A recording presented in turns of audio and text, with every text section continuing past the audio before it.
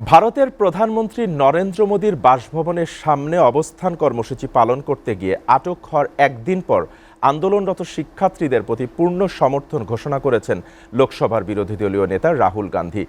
রাস্তায় থাকা শিক্ষার্থীদের পাশে থাকার কথা জানিয়ে তিনি শিক্ষার্থীদের কাছ থেকে প্রধানমন্ত্রী মোদীর ক্ষমা চাওয়া, কেন্দ্রীয় শিক্ষামন্ত্রী ধর্মেন্দ্র প্রধানের পদত্যাগ এবং বিক্ষোভকারীদের উপর পুলিশি নির্যাতনের জন্য দায়ীদের জবাবদিহির দাবি জানিয়েছেন। সংবাদ মাধ্যম দ্য ওয়্যার বলছে, শিক্ষার্থীদের তিনটি দাবি পুরোপুরি যৌক্তিক এবং বিরোধী জোটের সবাই তাদের পাশে রয়েছে।